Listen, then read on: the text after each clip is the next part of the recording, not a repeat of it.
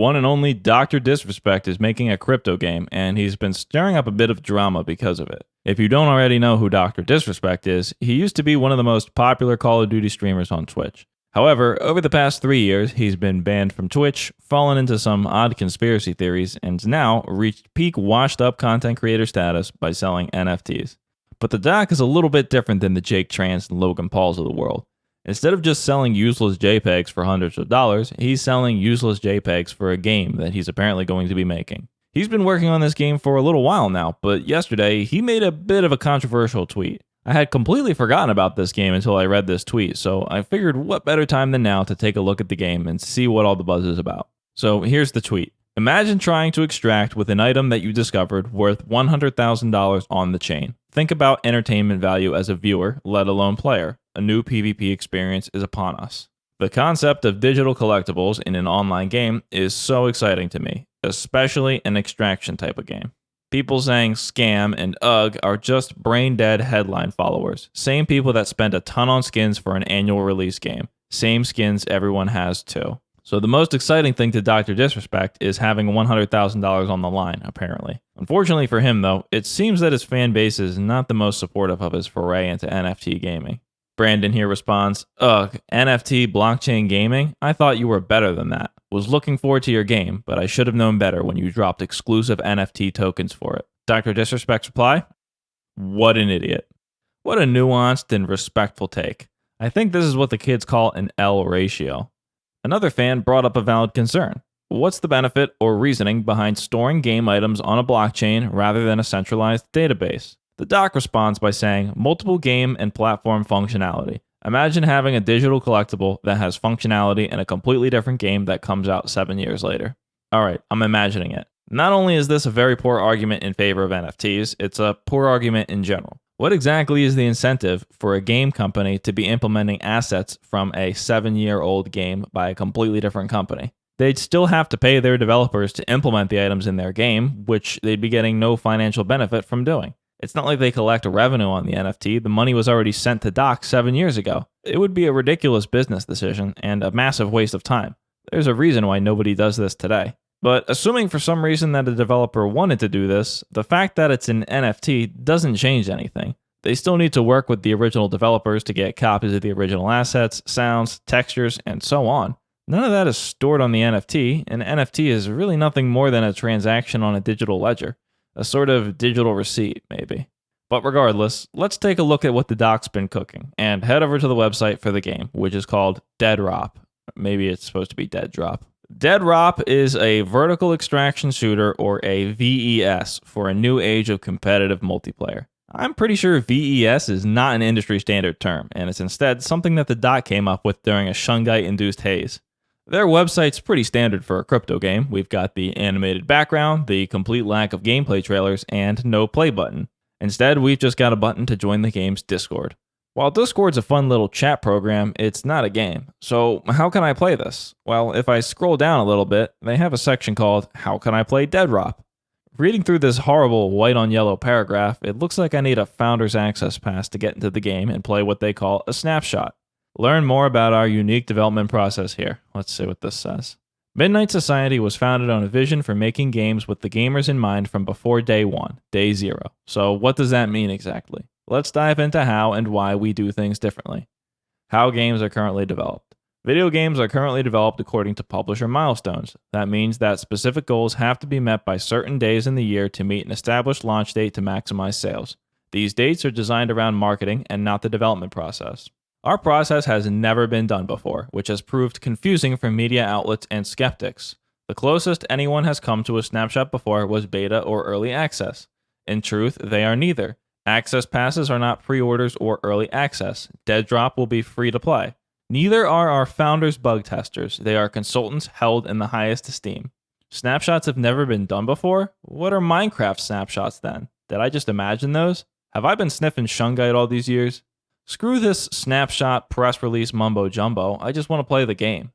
Unfortunately, it looks like the only way to receive a Founder's Pass is on the secondary market. Take a guess at the price range for these passes. That's right, they'll run you well over $500. Well, this is the future of gaming after all. Fortune favors the bold. But since they won't show us any gameplay on their website, I'll have to do my own research.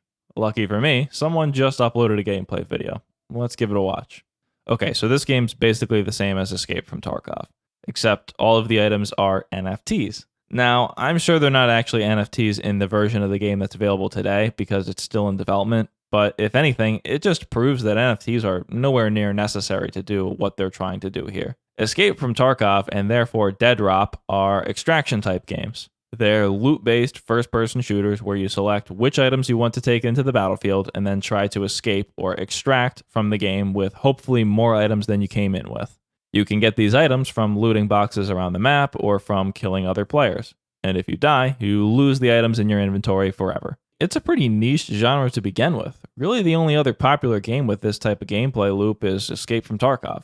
But in case you've been living under a rock, a massive cheating scandal for Tarkov has been all over the internet. Apparently, basically everyone in that game's hacking.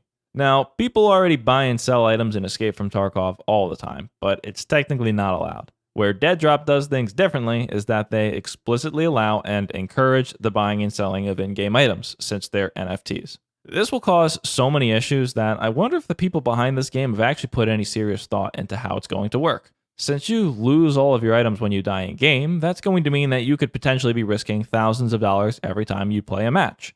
If the items were actually somehow worth $100,000, would you ever want to take that into a match? No, you would just let it sit in your backpack.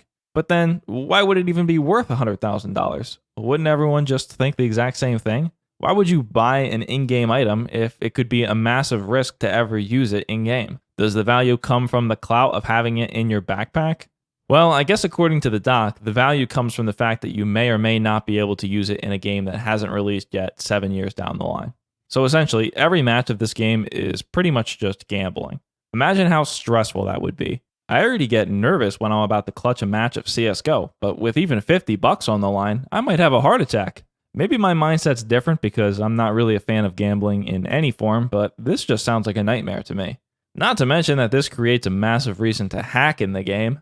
Activision can't figure out how to stop hackers in Call of Duty, and they're pretty much the richest game company on the planet. What makes you guys think that you'll be the first game ever to completely eliminate hackers? I could go on forever about why the idea of real money trading in a looter shooter is a dumb idea, but I've got another problem. In the end, there's only going to be one viable playstyle in this game: camping. Everyone has real money on the line. They're not going to just run out guns blazing when a death means that they just lost this month's rent. But there's an even bigger issue in this game. The vertical extraction aspect of this game basically means that instead of having a traditional map with a mainly horizontal line of fire, you instead are traveling to the top of a giant tower to extract. So we got a vertical line of fire.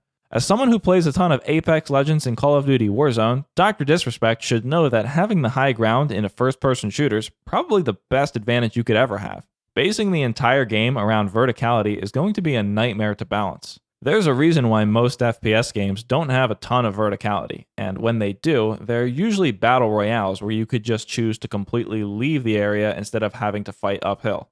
If you have no choice but to fight to the top of the tower, I can already imagine the extreme rage clips when someone is sniped by a guy 1,000 feet above him.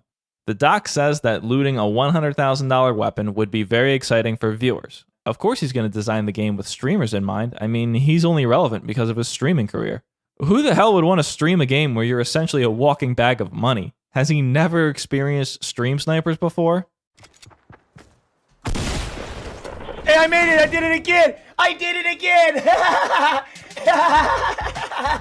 I did it again! Yeah! Yeah! Screenshot it, dude! Screenshot it! Anyway, the gameplay footage is very rough looking. They're just using placeholder graphics for everything.